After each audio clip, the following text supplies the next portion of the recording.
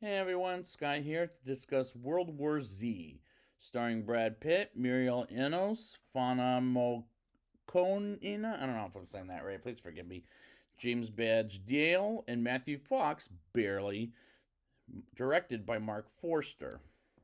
Now, before I go to the movie, I must say this. I heard some rumors saying that there's no Brad Pitt character in this movie, there's no Jerry Lane in this movie. And this plot has nothing to do with what happened in the book. So let's see how this goes. I am a little concerned and curious at the same time. Let's get into it. Former United Nations employee Jerry Lane, played by Brad Pitt, makes pancakes with his wife Karen, for his wife Karen, played by Muriel Enos, and his two daughters, Constance and Rachel, and they're on the way to school as there's a zombie pandemic starting around the world in the first 5 minutes of the movie. As we don't get to know these four characters as the story starts. And one problem, where did Jerry as a character come from in the book? Because if I recall, he's not in the book at all, but I guess Hollywood needs a main character in a big blockbuster movie like this. And when someone counts down 12 seconds as someone becomes a zombie, it was distracting. But I guess we needed to it for those people that, like myself, haven't read the book. They get out of the city as Rachel has an asthma attack, and they go to the pharmacy, and Jerry calls his old boss to get a helicopter for safety.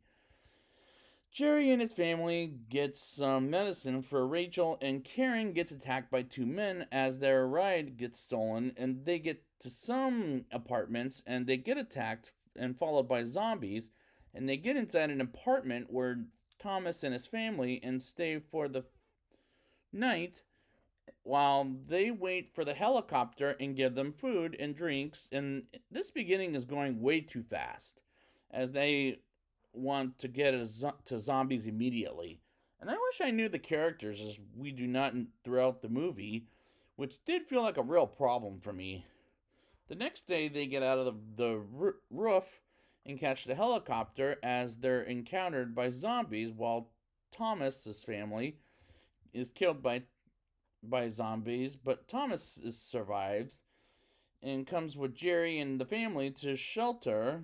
And I do like the zombies, but the characters are a problem for me throughout the movie as I hear there were no characters in the book. Jerry doesn't have a choice but to do the job the boss asks him to do, which is to figure out how to stop the zombie apocalypse. And if he doesn't do it, the family and Thomas get kicked off the ship, which doesn't sound promising. But we'll see how the adventure goes. Jerry and some men arrive to a camp while it rains, and one guy slips and accidentally shoots himself, and arrive at an army base to do his job as an assistant of the United Nations. And these scenes are just boring the living hell out of me, as I don't know what in the hell is going on except they visit a prisoner to get some information, and why should I care at all? And that's my problem. I don't care at this point in the movie. But don't get me wrong, the movie is well made, but the plot is pretentious. Jerry leaves his cell phone on loud and wakes up the dead, which is freaking stupid. As the captain shoots himself dead and he's been bitten by a zombie, and I can't believe Jerry is still alive at this point. Just shoot him and get it over with. But we need a main character at this point. So I unfortunately have to let it go. We move on to Israel and meet and talk with an Israeli as we move along to a wall that zombies will eventually climb through with the music as they're attracted to the loud sounds and attack the city. And and a soldier get out of Jaffa City as Jerry sees one guy just standing still for reasons I'll get to at the end of the movie, and the soldier gets bitten and Jerry cuts the hand off of the soldier, but she still survives. And I should bring up that that was a female, but which doesn't make any sense as they get on an airplane after the other plane he comes in on leaves him behind, which will be a mistake, in my opinion, anyways.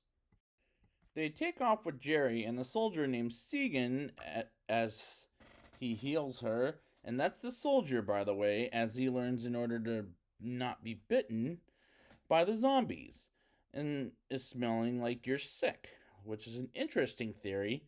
A chihuahua escapes its owner and senses a zombie on the plane and runs away, and the zombie attacks people on one side of the plane in the back, I'll say, as Jerry gets luggage to block where the living are at, and but they get through and start attacking everyone in the plane, and Saren throws a grenade and blows up half the plane, which didn't feel too spectacular. Excuse me. Jerry wakes up and sees something stabbed through his stomach. When I first saw this, I thought, how is he going to get out of there? But luckily he does, I guess, and finds Segan, and they get to a research facility called WHO, which is spelled WHO, I'll say, was funny to me.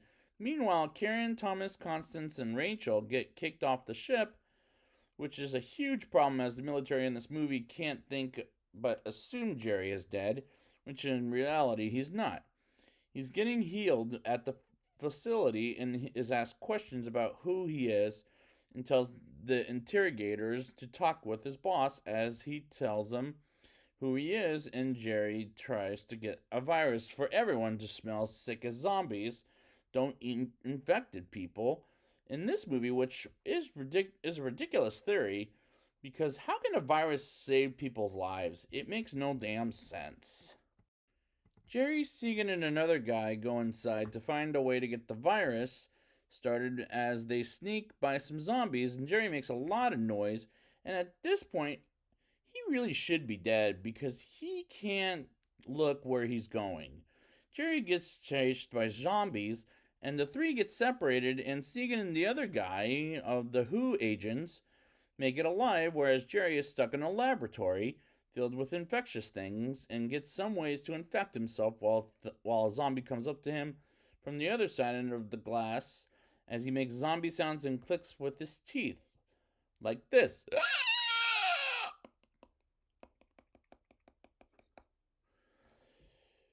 which is a way to scare someone half to frickin' death. And it sounds awesome. Jerry passes the zombie as it didn't kill him, or eat him per se, and traps the zombies on the other side, and they learn the virus works as Jerry and Segan reunite with some people, including Jerry's family, and the climax makes no sense, as it wasn't worth nor anyone's nor my time. Now it's time for the rating. I'll give this movie a 4.5 out of 10. It is a well-made movie, but I don't like the characters, and this I heard has nothing to do with the book, which is a shameful adaptation, and some of the material is ridiculous to the point it makes no sense. For example, where did Brad Pitt's character come from? And I wanted him dead midway through the movie as he was making some pretty bad decisions. This isn't worth my time. So I would like to thank you guys for joining me for this review of World War Z. And until whenever I hope they don't make a sequel, I'll say this.